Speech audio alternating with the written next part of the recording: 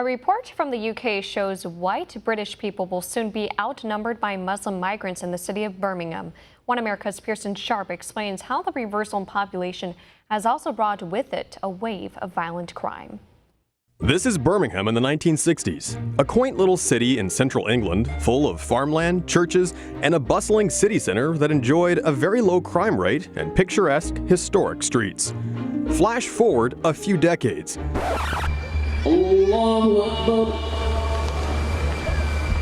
These images aren't from Iran, Iraq, or Afghanistan. No, this is modern-day Birmingham.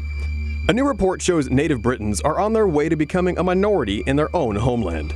The latest demographics from Birmingham reveals that nearly half of those in the UK's most multicultural city are migrants or foreign-born. Experts say that white Brits will soon be outnumbered as the city continues to swell with residents from Africa and the Middle East. There are people from roughly 200 countries living in Birmingham, and some 50,000 of them don't speak any English at all. Immigrants make up 60% of Birmingham's growth over the last decade, but have also brought with them a massive spike in crime. Over the last few years, Muslim migrants have created areas of Birmingham known as no-go zones, places where non-Muslims are not welcome. This racist message was spray-painted on a wall in an inner-city ghetto of Birmingham in August of 2017. Native Brits say that it's a sad truth these areas are here to stay, and claim that many migrants have no intention of integrating or becoming British. Government officials say that similar graffiti has appeared in other areas in recent years, condemning the hateful vandalism, but taking no action against it.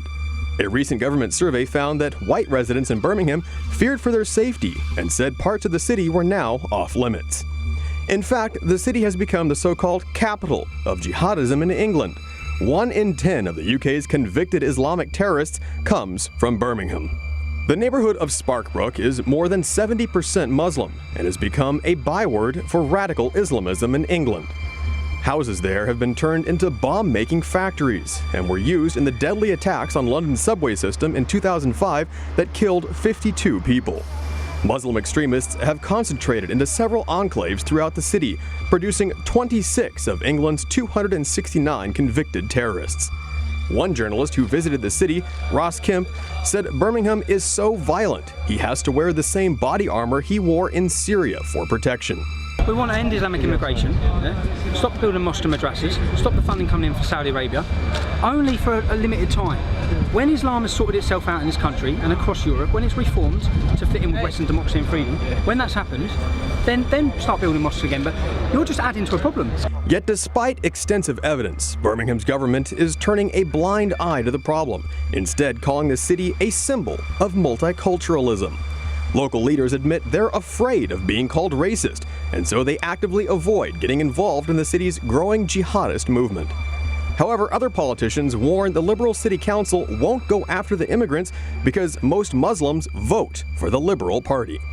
Local Christians and churches have been crowded out as well, with one main street, Ladypool Road, now home to over 22 mosques. Also on the rise are cases of children being sexually exploited by gangs of Muslim men, usually from Pakistan.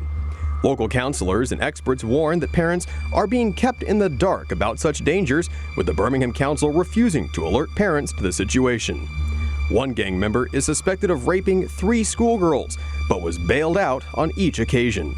14 other gang members were also arrested in November for sexually assaulting underage girls.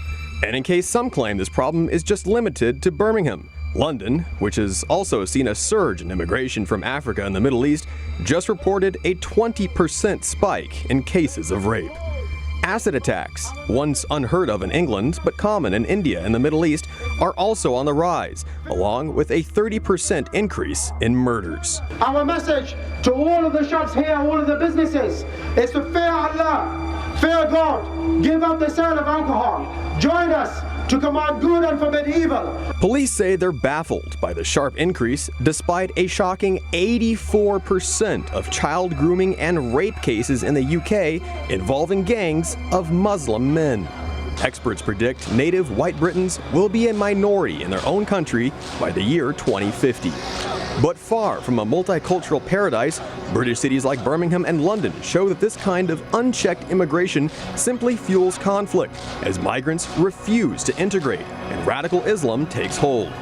With politicians who protect the guilty simply for votes and police so afraid of being branded racist that they won't tackle the issue, the government is creating ghettos rife with crime and Islamic extremists.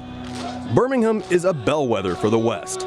Open-door mass migration policies are failing, but whether or not the British government takes action to end the problem remains to be seen. Pearson Sharp, One America News. Want to see more videos like this?